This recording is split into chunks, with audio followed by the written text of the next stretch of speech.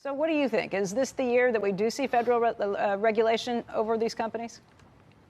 I think there'll be more regulation. I don't think it'll have a big impact on the big platforms. Again, we've been saying this for quite some time, that actually regulation will help the big walled gardens make that data more protected on their platforms. It'll be difficult for any startups to take the share away. So we continue to believe that Facebook fundamentally is in a great position. We still see $10 to $12 of earnings power, and you put a 20 multiple and you still get a much higher stock price than where the stock is today.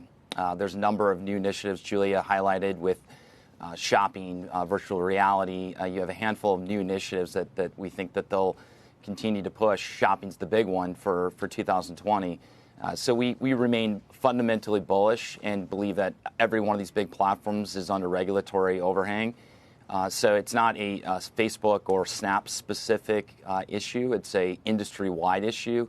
And again, we've repeated this many times that we've lived through this with Microsoft covering the company for over 15 years. And we advise investors to see through it. And I think that was the right advice. We're still saying the same thing. Facebook's up 59% year to date in all the concern that was generated at the beginning of the year. So we're sticking to our core playbook, which is the fundamentals are still very, very healthy and a big tailwind. So, right, you're a little concerned about the big run-up we've seen in some of these stocks. Yeah, and it's more because they're such a big part of the index at this point. I mean, we own Facebook, we own Google, we think they're great companies, but as a percentage of the S&P, the percentage of the NASDAQ, what's happening is that investors are just investing in passive investments now, and that's just becoming more and more. So I still like the companies, but I worry is that we've now gotten so far into this that there's a whole part of the other market that is just being ignored, whether it's financials, it's industrials, it's healthcare.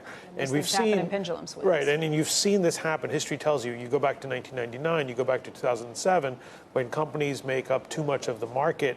And what the S&P's done that's different now, and people kind of don't understand this, is a lot of these companies are no longer technology companies, they're in communication services. So you start putting them all together and you're still over 30%.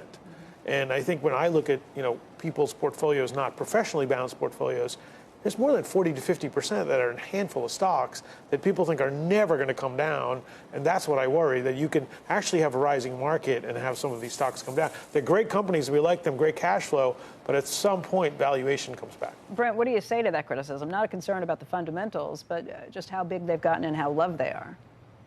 I think that's right. I mean, look, you've had a huge rip in these stocks. And I think our view is that these stocks grind higher, not fly higher. You've had massive, massive moves across the market, and it continues to the end of year. So, typically we've said, watch out for the Q1 black ice. You see big returns this year. You'll see profit taking probably early next year, given how big a run we've had.